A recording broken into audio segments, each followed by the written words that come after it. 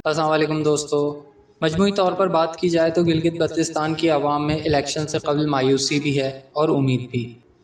کوئی دل و جان سے پیپلز پارٹی کا سپورٹر ہے، کوئی مسلم لیگ نون کا پکا ووٹر ہے اور کوئی پی ٹی آئی کی حمایت کر رہا ہے۔ گلگت بلتستان خشک، پتھریلا اور ریتیلا خطہ ہے، مگر یہ سیاحوں کے لیے مقناطیسی کشش رکھتا ہے۔ یہاں فلک شگاف پہاڑی سلسلوں میں گھری وسیع و عریض وادیاں بھی ہیں، جھیلیں، دریا، صحرا، باغات اور برف سے ڈھکی دنیا کی بلند ترین چوٹیاں بھی یہی ہیں۔ یہ خطہ دنیا بھر کے سیاحوں کی منزل تو رہتا ہی ہے، مگر آج کل سیاستدانوں کی توجہ بھی اسی خطے پر مرکوز ہے۔ انتخابی سرگرمیاں عروج پر ہیں، ہر جماعت کے امیدوار نئے وعدوں کے ساتھ گھر گھر جا کر ووٹ مانگ رہے ہیں، مگر یہاں بسنے والے محرومیوں اور مشکلات میں گھرے ہیں۔ استور میں ہماری ملاقات جمعہ خان سے ہوئی، جو ایک تاجر ہیں۔ دیگر بہت سے شہریوں کی طرح مہنگائی کا رونا روتے ہوئے وہ گویا ہوئے۔ ہمارے پاس گیس کا مسئلہ ہے، بجلی، پانی اور مہنگائی کا مسئلہ ہے۔ ہم پسماندہ علاقے کے لوگ ہیں۔ پنجاب سے 100 روپے میں آنے والی چیز ہمیں یہاں اب 200 روپے میں مل رہی ہے۔ وہ ووٹ مانگنے کے لیے آئے سیاستدانوں سے شکوہ کرتے ہوئے کہتے ہیں کہ یہ سب جھوٹ بولتے ہیں، اپنا کام سیدھا کرتے ہیں۔ ہر بندہ کہتا ہے کہ یہ کریں گے، وہ کریں گے، مگر منتخب ہونے کے بعد کوئی کام نہیں کرتا۔ گلگت بلتستان میں اسمبلی کی 33 میں سے 24 نشستوں کے لیے 300 سے زائد امیدوار انتخابی میدان میں ہیں، جبکہ آئندہ انتخابات میں 7 لاکھ سے زیادہ ووٹرز اپنا حق رائے دہی استعمال کریں گے۔ پاکستان پیپلز پارٹی کے چیئرمین بلاول بھٹو زرداری کئی ہفتوں سے گلگت بلتستان کے دور دراز علاقوں میں مہم چلا رہے ہیں۔ حکمران جماعت تحریک انصاف نے امور کشمیر کے وزیر امین گنڈا پور کو یہاں بھیجا ہوا ہے۔ انتخابی سرگرمیوں میں پیپلز پارٹی سب سے زیادہ متحرک نظر آتی ہے۔ بظاہر پاکستان کے دیگر حصوں میں حکومت اور اسٹیبلشمنٹ کو للکارتی مسلم لیگ نون اس وقت یہاں ایک کمزور پوزیشن میں دکھائی دیتی ہے، اور اسی کمزور پوزیشن کو بہتر بنانے کے لیے خود مریم نواز شریف گزشتہ ہفتے یہاں پہنچی ہیں۔ بیشتر علاقوں کی خواتین سیاسی لحاظ سے خاصی سرگرم ہیں۔ گلگت میں پیپلز پارٹی کی وومن کنونشن میں شریک ایک خاتون سعدیہ نے بتایا کہ وہ اس لیے ووٹ دینے کے لیے پرجوش ہیں کیونکہ اب سیاسی جماعتوں میں نوجوان امیدوار آگے آ رہے ہیں جو یونیورسٹیوں سے تعلیم یافتہ ہیں اور آج کے نوجوان کے مسائل اور مطالبات کو سمجھتے ہیں۔ خاص طور پر سوشل میڈیا کے دور میں اب بہت کچھ پہلے جیسا نہیں رہا۔ یہیں گلگت کے مرکزی بازار میں مسلم لیگ نون کی انتخابی مہم کے لیے بنے دفتر کے باہر ہم ایک 28 سالہ نوجوان وسیم بادامی سے ملے۔ وسیم بادامی گلگت میں زیادتی کاروبار سے منسلک ہیں اور آج کل گلگت کے ہزاروں نوجوانوں کی طرح وہ بھی انتخابات اور انتخابی سرگرمیوں پر گہری نظر رکھے ہوئے ہیں۔ وہ سمجھتے ہیں کہ اب کوئی بھی سیاسی جماعت تعلیم یافتہ نوجوانوں کو جھوٹے وعدوں اور کھوکھلے دعووں سے نہیں بہکا سکتی۔ الیکشن میں ہر پارٹی آتی ہے اور اپنے نعرے اور ایجنڈے دیتی ہے، یہ تو نوجوانوں نے فیصلہ کرنا ہے کہ کس کو ووٹ دینا ہے، کیونکہ ان سب کو آزمایا ہوا تو ہے۔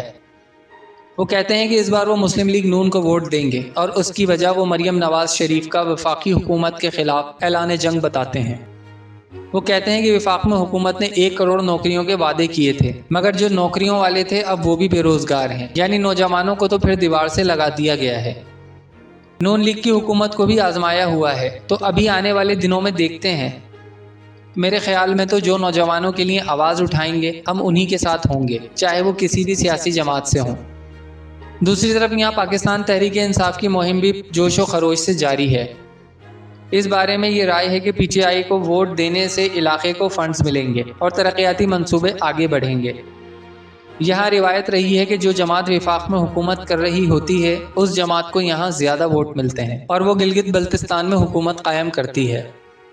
زمرد خان نامی ایک مقامی شخص جو بازار میں دکان چلاتے ہیں کہتے ہیں کہ اپوزیشن کو تو یہاں کام کرنے کے لیے کوئی فنڈنگ ہی نہیں دے گا، نہ ان کی کوئی سنے گا۔ یہاں مقامی سطح پر بجلی، بے روزگاری، تعلیم، انفراسٹرکچر اور سب سے بڑھ کر صحت کے مسائل ہیں، مگر تجزیہ کار سمجھتے ہیں کہ بیشتر سیاسی جماعتوں کے منشور اور تقاریر میں ان عوامی مسائل پر بات نہیں کی جا رہی ہے۔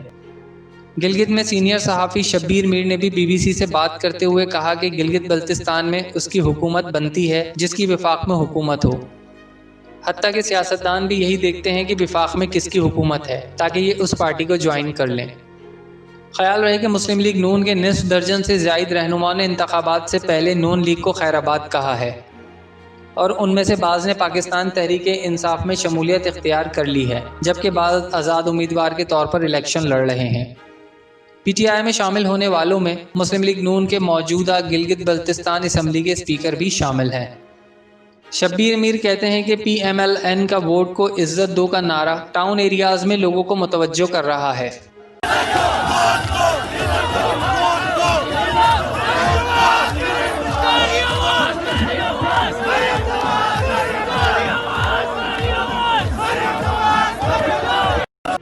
بہت بڑی تعداد میں تو نہیں، مگر بہرحال ہم نے سوشل میڈیا پر دیکھا ہے کہ لوگ اس نعرے کو فالو کر رہے ہیں، مگر پی ٹی آئی کا تبدیلی والا بیانیہ یہاں نظر نہیں آ رہا، کیونکہ وہ پاکستان میں فلاپ ہو چکا ہے۔ ان کے مطابق اس وقت پیپلز پارٹی مضبوط جماعت کے طور پر سامنے آئی ہے، اور اس کی بڑی وجہ بلاول بھٹو کی یہاں موجودگی ہے۔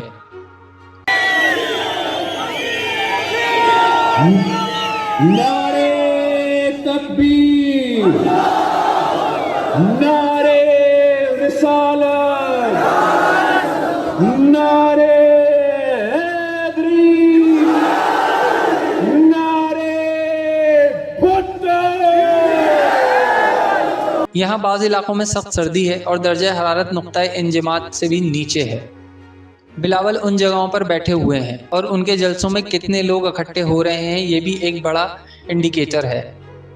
بہت لوگ آتے ہیں اور ان علاقوں میں جہاں گرمیوں میں بھی لوگ باہر نہیں نکلتے، اس ٹھنڈے موسم میں جب وہ نکلتے ہیں تو اس کا مطلب ہے کہ وہ بلاول کو سنجیدگی سے لے رہے ہیں۔ اور یہاں اس وقت پی ٹی آئی کا کوئی چیلنج ہے تو وہ پیپلز پارٹی اور بلاول ہی ہیں۔ مسلم لیگ نون سے تعلق رکھنے والے سابق چیف منسٹر کہتے ہیں کہ ان کی جماعت کو یہاں انتخابی مہم چلانے میں بے شمار مسائل کا سامنا ہے۔ وہ کہتے ہیں کہ شہباز شریف کو عین اس وقت نیب نے گرفتار کیا جب انہوں نے گلگت بلتستان میں انتخابی مہم چلانے کا اعلان کیا۔ اس گرفتاری نے نہ صرف یہاں مورال ڈاؤن کیا بلکہ ہمارے کئی اہم لوگ پی ٹی آئی کا حصہ بن گئے۔ اسٹیبلشمنٹ یہاں قبل از وقت انتخابات دھاندلی کر رہی ہے، لوگ توڑے جا رہے ہیں، ووٹ بینک توڑے جا رہے ہیں، یہاں تک کہ پوسٹل بیلٹ کے نام پر ایک بڑی دھاندلی کی جا رہی ہے۔ مگر اسٹیبلشمنٹ ان الزامات کی تردید کرتی ہے اور کسی بھی سیاسی جماعت کی طرفداری کے الزام کو ہمیشہ مسترد کرتی رہی ہے۔ حال ہی میں مسلم لیگ نون کے سینئر رہنما احسن اقبال نے انٹیلیجنس بیورو یعنی آئی بی پر الزام لگایا تھا کہ وہ ان کے امیدوار توڑنے میں ملوث ہے۔ اب چیف الیکشن کمشنر نے امیدواروں کو پاکستانی فوج کے سربراہ سمیت کسی فوجی افسر کی تصویر انتخابی مہم میں استعمال کرنے سے منع کیا ہے۔ دوسری جانب مقامی سپریم کورٹ نے بھی احکامات جاری کیے ہیں کہ بلاول بھٹو زرداری سمیت تمام پبلک آفس ہولڈرز جن میں وفاقی وزراء بھی شامل ہیں گلگت بلتستان سے 72 گھنٹے میں چلے جائیں اور انتخابی مہم نہ چلائیں۔ تادم تحریر عدالت کی طرف سے دیا گیا وقت ختم ہونے کے باوجود تمام لیڈران یہاں موجود ہیں اور انتخابی مہم چلا رہے ہیں، جبکہ پیپلز پارٹی نے اس سلسلے میں عدالت میں ایک درخواست بھی دائر کر دی ہے۔ دوسری طرف گلگت بلتستان کا ایک بڑا طبقہ پی ٹی آئی سے بھی نالا نظر آتا ہے۔ بی بی سی سے بات کرتے ہوئے ضلع استور سے تعلق رکھنے والے شاہ جہاں نے کہا کہ پی ٹی آئی اس وقت ان کے علاقے میں مہنگائی کی بھی ذمہ دار ہے اور روزگار ختم کرنے کی بھی، جبکہ استور کے ہی لیاقت علی کہتے ہیں کہ وہ سبھی کو آزما چکے ہیں۔ سندھ کو دیکھ کر بلاول بھٹو سے کیا توقع رکھیں؟ جو شخص اپنے علاقے کو ٹھیک نہیں کر سکتا وہ گلگت بلتستان میں اتنے دور آ کر ہمارے لیے کیا کام کرے گا؟ وفاق کو دیکھ کر پی ٹی آئی سے میرا دل بھر گیا ہے۔ مریم نواز سے بھی کوئی امید نہیں ہے، ابھی پچھلی حکومت انہی کی تھی، کوئی کام نہیں کیا، بس یہاں اب کوئی نئی جماعت ہونی چاہیے۔ دوستو اب یہ تو وقت ہی فیصلہ کرے گا کہ گلگت بلتستان میں کس کی حکومت بنتی ہے۔ اگلی ویڈیو تک کے لیے ہمیں اجازت دیجیے۔ اللہ حافظ۔